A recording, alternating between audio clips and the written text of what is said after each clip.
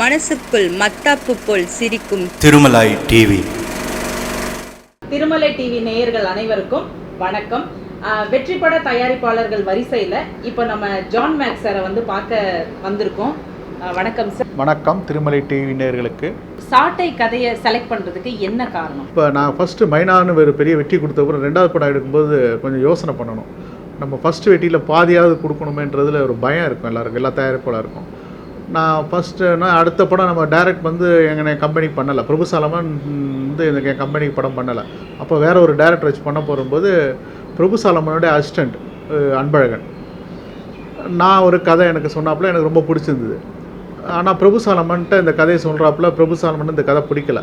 இல்லை இது நம்மளுக்கு கமர்ஷியலாக பண்ணோம், இது ரொம்ப ஒரு இதாக இருக்குது, ஆர்ட் படம் மாரி இருக்குது அப்படின்னாரு. வேற ஒரு கதையை எனக்கு செலக்ட் பண்ணி ஒரு த்ரில்லர் கதையை கேட்டுட்டு இந்த டைரக்டர் வச்சு படம் பண்ணுன்னு சொல்கிறார். நான் எனக்கு மறுபடியும் இவன்கிட்ட கதையை கேட்குறேன், அன்பழகிட்ட கதையை கேட்கும்போது அந்த கதையில் எனக்கு ஏதோ ஒரு விஷயங்கள் இருக்குது. ஆனால் கதை அவர் ரொம்ப அழுத்தமாக சொல்கிறோமோ ஏதோ ஒரு விஷயம் இருக்குது, ஏதோ இந்த படம் பண்ணும் அப்படின்றதுல நான் கான்ஃபிடெண்ட்டாக இருக்கேன். அப்போ உடனே நான் பிரபுசாலம்கிட்ட பண்ணால் நான் அந்த த்ரில்லர் கதையை பண்ணல, இந்த கதையை தான் பண்ண போகிறேன், இதில் கான்ஃபிடெண்ட்டாக இருக்கேன், இதில் மாற்றமே இல்லைன்னு மறுபடியும் பிரபுசாலமன் அந்த கதையை கேட்டார். கதையை கேட்டு சரி ஓகே, அவன் 2 சாய்ஸ் கொடுத்தாப்புல. ஒன்று சமுத்திரகனி சார் பண்ணணும், இல்லைனா கிஷோர் பண்ணணும். ஃபஸ்ட்டு நம்ம சமுத்திரகனி சார்கிட்ட பேசுவோம் அப்படின்னா அவர்கிட்ட பேசினோடனே அவர்கிட்ட நான் அனுப்பிவிட்டோம். சொன்ன உடனே வர சொல்லிட்டார் ஒரு கனி சார். வர சொன்ன உடனே கதையை கேட்டுட்டு எனக்கு ரொம்ப பிடிச்சிருச்சு, ஆனால் எனக்காக நீங்கள் ஒரு உதவி செய்யுங்க, கொஞ்சம் ஒரு 2 மாதம் என்னமோ டைம் கேட்டார் எங்கள்கிட்ட. சரி நாங்களும் எல்லாம் ரெடி பண்ணுறதுக்கு 2 மாதம் ஆகும் அப்படின்னோன்னா அவர் உடனே ஒத்துக்கிட்டார். சம்பளமே பேசலை. நாங்கள் கேட்குறோம் சார் சம்பளம் என்ன இல்லைன்னு, எல்லாம் வேண்டாம், நம்ம இதில் என்ன இருக்குது, நம்ம கம்பெனி தான், அதை பார்த்துக்கலாம், நான் ஷூட்டிங் வந்துடுறேன் அப்படின்னு ஒரு டேட்டை கொடுத்தாரு. அவர் சம்பளம் வேணான்னு சொன்ன உடனே நீங்கள் எப்படி சார்? நம்மளுக்கே கொஞ்சம் பயம் இருக்க தானே செய்யும், என்ன இப்போ நடிச்சுட்டு அப்படின்னா கேட்பாருன்னு.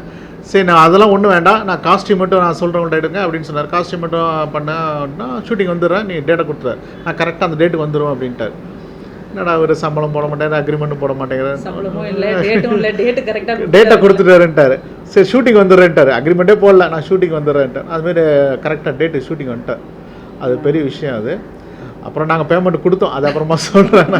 சார் மைனாங்கிற ஒரு பெரிய மாபெரும் வெற்றி படம் எடுத்திருக்கீங்க, அதுக்கப்புறம் ஒரு புது முகத்தை வச்சு சாட்டைன்னு ஒரு படம் எடுக்கணும்னு எப்படி தோணுச்சு உங்களுக்கு? இல்லை ஏன்னா ஆக்சுவலாக பிரபுசாலமனை நம்பி தான் நான் ஃபாலோ பண்ணேன். ஏன்னா அவரை நம்பி தான் நான் வந்தேன். எனக்கு சினிமாவில் திடீர்னு போய் அடுத்த படம் பண்ணோம் கொஞ்சம் பயம் இருக்கும்ல. கண்டிப்பாக அவர் நம்ம கம்பெனிக்கு பண்ணலன்னப்போ கொஞ்சம் எனக்கு பயம் இருந்துச்சு. அப்புறம் பிரபுசாலமனை தான் கேட்டேன் என்னடான்னு. அவன் தான் சொன்னால் இந்தமாரி ஒரு ஐடியா கொடுத்தான், வேறு ஒரு த்ரில்லர் படம் பண்ணேன். சரி அப்புறம் தான் இந்த படத்தை நான் கான்ஃபிடெண்ட்டாக இருந்தேன். சரி இந்த டைரக்டர் எனக்கு பழக்கம் எப்படின்னா மைனால இவர் தான் கோ டைரக்டர், அதனால் நம்மளுக்கு சரி ஒரு கான்ஃபிடென்ஸ் நம்ம அப்படின்னு சொல்லிட்டு தான் அதில் கான்ஃபிடெண்ட்டாக. நீங்கள் டைரக்டரை நம்பி படம் பண்ணலான்னு நினச்சிங்களா இல்லை கதையை நம்பி யோசிச்சிங்களா? இல்லை ஃபஸ்ட்டு டேரக்டரை நம்பி தாங்க வந்தேன், அதுக்கப்புறமா தான் கதையை உருவாச்சு.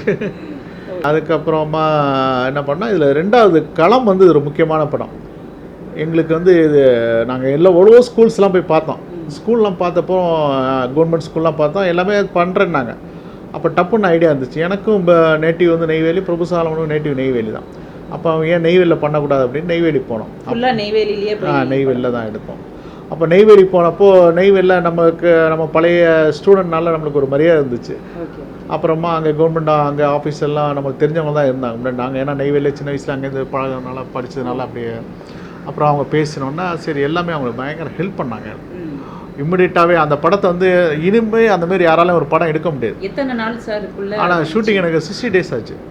60 days அங்கே தான் எடுத்தோம். அங்கே எடுத்தோம். அவ்வளோ ஸ்டூடெண்ட் எங்களுக்கு அவ்வளோ ஹெல்ப் பண்ணாங்க. அது என்எல்சி நிர்வாகம், நாங்கள் பழைய படித்த எங்கள் வாத்தியார்கள் அங்கே இருந்தது. அப்படிலாம் ஒரு சூழ்நிலையில் அவ்வளோ ஸ்டூடெண்ட்லாம் இப்போ வச்சுலாம் படம் எடுக்க முடியாது. அவ்வளோ ஸ்டூடெண்ட் கொடுத்தாங்க. அவ்வளோ பெரிய ஸ்கூலை எங்களுக்கு ஃப்ரீயாக கொடுத்தாங்க. ஃப்ரீயான சின்ன வாடகை கட்டணும். ஸ்கூலை மட்டும் மெயின்டைன் பண்ணி அந்த சப்ஜெக்டை ஏன் சார் எடுத்தீங்க? அப்போ புதுசாக யாருமே பண்ணலை அந்த கதையை, அந்த மாதிரி வேறு பண்ணலை. ஒரு களம் புதுசாக இருந்துச்சு. அந்த களம் புதுசாக இருந்ததுனால நாங்கள் கொஞ்சம் பயம்தான். அதே அப்படி இருந்தாலும் பண்ணோம். இருந்தாலும் பேர் நான் இந்த அளவுக்குலாம் பேர் வரும்னு எதிர்பார்க்கல. ஒரு நார்மலான படம் தான் எதிர்பார்த்தோம். டப்பு பேர் எங்கேயோ போயிடுச்சு அந்த படத்துக்கு. சமுத்திரகனி சாருக்கும் அதுக்கப்புறம் சமுத்திரகனி சாருக்கும் உங்களுக்கு ஏதாவது அந்த எங்களுக்கு சொன்ன டேட்டில் ஒரே ஷெட்யூலில் அந்த படத்தை முடிச்சு கொடுத்தாரு எங்களுக்கு. நாங்கள் ஒரு தீபாவளிக்கே நாங்கள் படமே ஷூட்டிங்க்கு பேக் பண்ணாமல் தீபாவளி அன்னைக்கே ஷூட் பண்ணோம் அந்த படம். தீபாவளிக்கு எல்லாருமே தீபாவளிக்கு லீவு தான் விடுவாங்க எல்லா நாங்கள் போனால் முடிச்சுட்டு வரணுமேன்றக்காக தீபாவளி அன்னைக்கு நாங்கள் ஷூட்டிங் நடந்தது. தீபாவளி நடந்தது. ஒரே ஷெட்யூலில் மேக்ஸிமம் முடிச்சிட்டோம், படத்தை முடிச்சு தான் வந்தோம். 2வது ஷெட்யூல் நாங்கள் போகவே இல்லை, ஒரே ஷெட்யூல்ல முடித்தோம். அது அந்த ஒரே ஷெட்யூலுக்கே டேட் கொடுத்துட்டாரா சார்? ஆமாம், ஒரே டேட் அவர் இப்போ சொன்ன மாதிரியே டேட்டை கொடுத்துட்டு படத்தை ரொம்ப இன்னும் லைவ் பண்ணி கொடுத்தாரு. நம்ம சொன்ன மாரி பண்ணி கொடுத்தாரு. அவர் அப்போ பீக் பீரியட் தான். ஆமாம், அவர் பீக். அவர் இப்போ டைரக்ஷனில் இருக்கார், நடிக்கிறாரு, ரெண்டுமே பீக்கில் இருக்கும்போது பண்ணி கொடுத்தாரு. ரொம்ப சொன்ன மாதிரி எங்களுக்கு பண்ணி கொடுத்தாரு. அதுக்கப்புறம் சம்பளம்லாம் நான் கொடுக்கல, எதுவும் கேட்கல. ஏன் சார் பார்ட் 2 நீங்கள் பண்ணாமல் வேற? அது என்னென்னா, நான் வந்து படம் பார்ட் 2க்கு நான் செலவு பண்ணி ஒரு எல்லாமே அட்வான்ஸ் கொடுத்து ஒரு நிறைய ரூபாய் செலவு பண்ணிட்டு ஆர்டிஸ்ட்டுக்கு அட்வான்ஸ் கொடுத்து வச்சுட்டேன். இடையில பார்ட் 2 யாரும் பண்ணலை. என்கிட்ட கேட்டால் கூட கொடுத்துருப்பேன். அவங்க அடுத்த சாட்டைன்னு ஒரு டைட்டில் பண்ணி படம் பண்ணிட்டாங்க. சரி, என்கிட்ட கேட்டக்கலாம். நான் போய் சொன்னேன், எனக்கு நான் பண்ண போகிறேன், ஏன்னா அவ்வளோ செலவு பண்ணியிருக்கேன் அப்படின்னு. சரி, இன்னைக்கு கேட்காம மறுபடியும் அவங்களே அடுத்த சாட்டை வச்சுட்டாங்க. சாட்டைக்கும் அடுத்த சாட்டைக்கும் வித்தியாசம் நிறைய இருக்குது. சரி, கண்டிப்பாக சார், கண்டிப்பாக. அது ஒரு அந்த மூவி வந்து ஒரு குழந்தைகள் கொண்டாடக்கூடிய ஒரு படம் தான் அந்த சாட்டைன்னு. அது இல்லாமல் அந்த படத்தை வந்து நம்ம எடுக்கும்போது படத்தை எத்தனை ட்ரிப் பார்த்தா சலிக்காது. சில படங்கள் தான் அந்த மாதிரி இருக்கும், பார்க்க அந்த படங்கள் பார்க்க தூண்டிக்கிட்டே இருக்கும். அந்த மாதிரி ஒரு படம் அது. எனக்கு தெரிஞ்சு அந்த படத்தை பார்க்காதவங்களே இருக்க மாட்டாங்க. எல்லாருமே மேக்ஸிமம் பார்த்துருப்பாங்க. டிவியில் ஒன்று பார்த்துருப்பாங்க, படத்தில் பார்த்துருப்பாங்க. அந்த படத்தை பார்த்து நிறைய பேரண்ட்ஸ்லாம் எனக்குலாம் ஃபோன் பண்ணாங்க அந்த படம் பார்க்கும்போது. அதெல்லாம் ரொம்ப ஒரு பெருமையான விஷயமா இருந்துச்சு.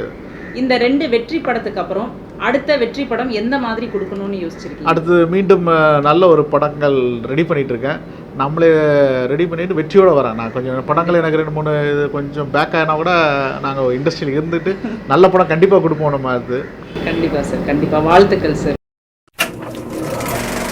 மனசுக்குள் மத்தாப்பு போல் சிரிக்கும் திருமலாய் டிவி.